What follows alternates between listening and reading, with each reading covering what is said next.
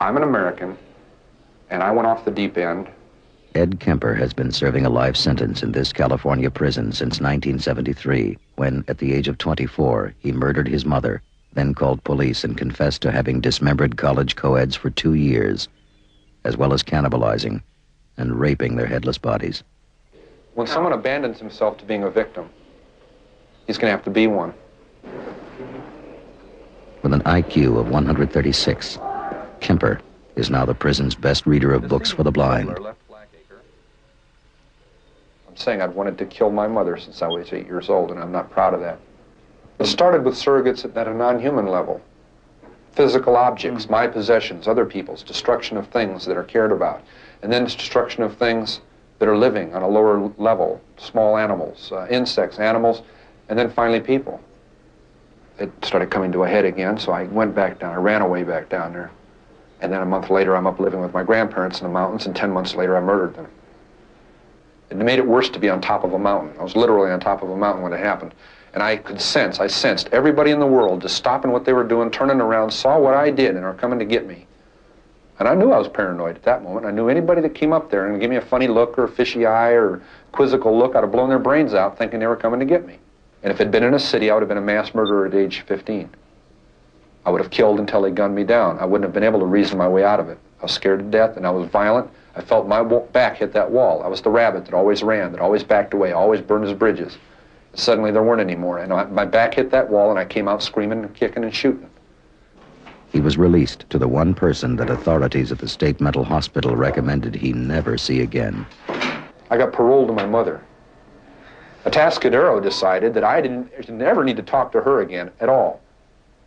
Don't give her a Christmas present. Leave her alone. She got her pound of flesh out of you. I wasn't sniveling about my mother to them. I didn't like to hear what they had to say about her. She went through 3 husbands like a hot knife through butter. 4 months after I was out, I was back into the fantasy bag. My first date was an absolute disaster. It wasn't her fault, you know, and I didn't blame her even then. I'm saying it was a terrible tragedy, but boy, she didn't ever talk to me again. It was awful. It wasn't sexual or grabbing at her or nothing. I was just such a dork, taking her to a John Wayne movie and Denny's. It's terrible. I'd never been on a date. 16, that was cool, you know. I'd never been on a date, you know. I was locked up since I was 15. But I can't tell her that. Oh, gee, you don't mind me. You know, she kind of got hung up on my looks or whatever. You know, I mean, she's a gorgeous young lady. Pure class, and she saw something there that I guess wasn't there, and boy, she found out quick. Taking elaborate precautions, he drove around universities and picked up hitchhiking co-eds while wearing these glasses. Yeah. These are the ones.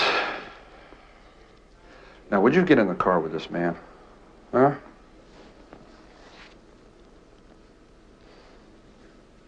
The state has made me much more credible as a human being.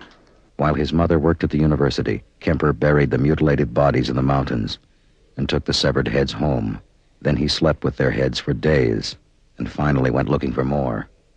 But I was losing a grasp on something that was too violent to keep inside forever.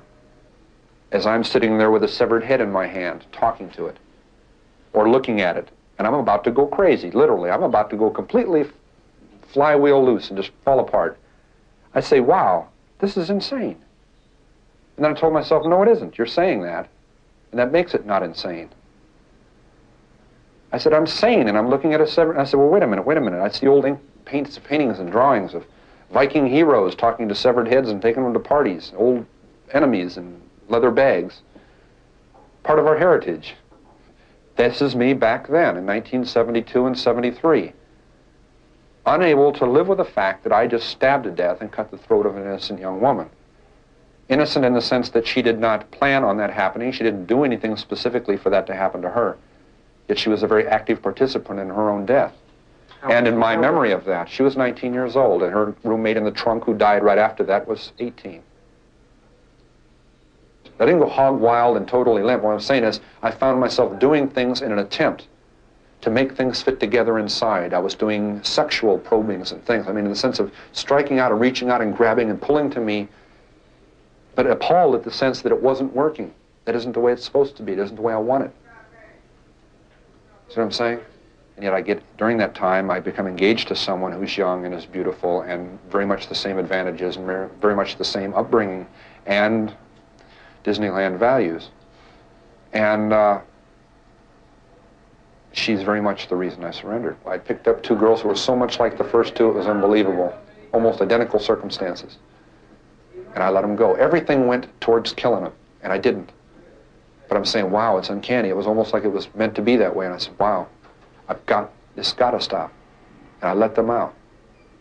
They never even knew what was going on. I let them out. I would have gotten away with those two being murdered. I said, no, it's got to stop. And a week later, I murdered my mother.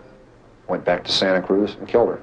He killed her with a hammer in her sleep, cut off her head and hands, but then put her vocal cords in the garbage disposal and threw darts at her severed head. I am an American, and I killed Americans. I am a human being, and I killed human beings. And I did it in my society.